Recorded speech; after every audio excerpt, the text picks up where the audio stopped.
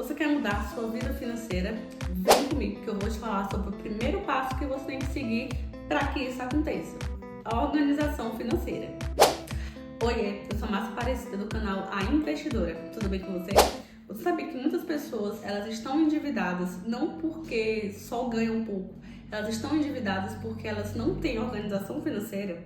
Segundo algumas pesquisas, 8 a cada 10 brasileiros têm uma dívida e 1/3, pelo menos, dessas pessoas estão inadimplentes, ou seja, estão com essas dívidas e estão atrasadas. Mas para que isso mude, é necessário que você tenha organização financeira. E o que é uma organização financeira? É o hábito de você monitorar e de você controlar os seus gastos financeiros.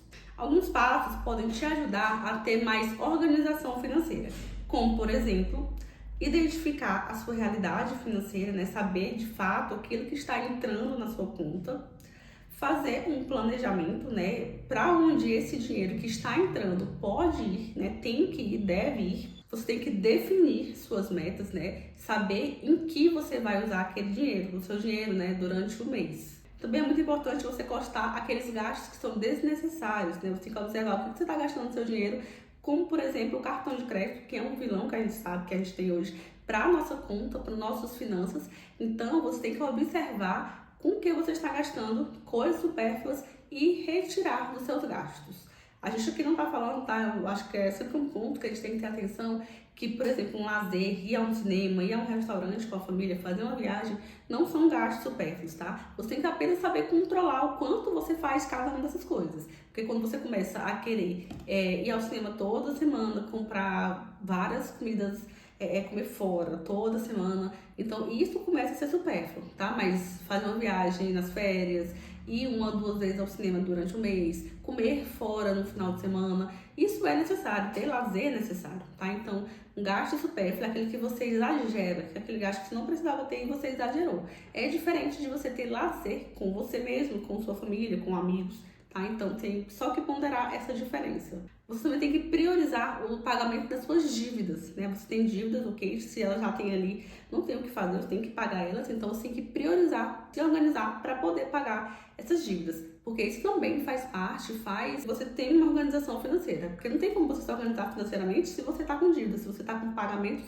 que deveriam estar em dias e estão atrasados. Tá? Então, o pagamento de dívidas é imprescindível se você quer ter uma organização financeira. Um outro passo que você tem que ter é a reserva de emergência, né? Você tem que investir e ter uma reserva de emergência para caso aconteça uma emergência. Sabemos que a reserva tem que ser pelo menos 6 meses dos gastos que você tem mensais. Se você gasta R$3.000 com gastos essenciais por mês, então a sua reserva de emergência tem que ser 3 vezes 6, que seria R$18.000, pelo menos, tá? Quanto mais tempo você tiver, mais segurança financeira você tem, tá? Então, no mínimo 6 meses, então 7, 8, 1 ano, quanto mais tempo, melhor.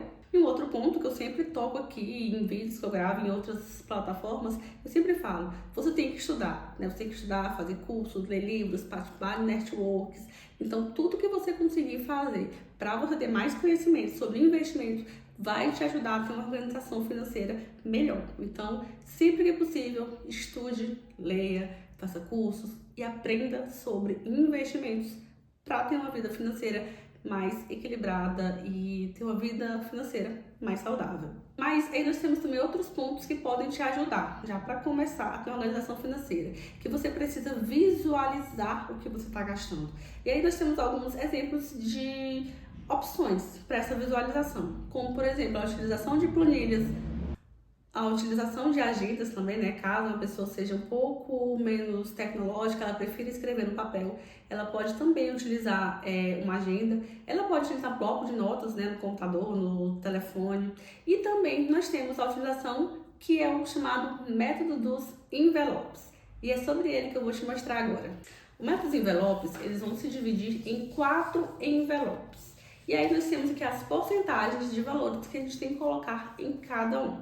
O primeiro seria 30% do valor que você ganha tem que ir para seus investimentos. Primeiro passo, se você quer ter uma organização financeira, quer ter uma vida financeira de sucesso, você precisa que esse valor, ele seja o primeiro a sair da sua conta, tá? Se pague primeiro, antes de pagar qualquer um. Então, aqui, ó, 30% de investimentos. Se você ganha, por exemplo, R$1.000, uma suposição, então R$300 teria que ir para a questão de investimentos, tá? Reserva de emergência, também para outros investimentos de renda fixa e também para os investimentos de renda variável.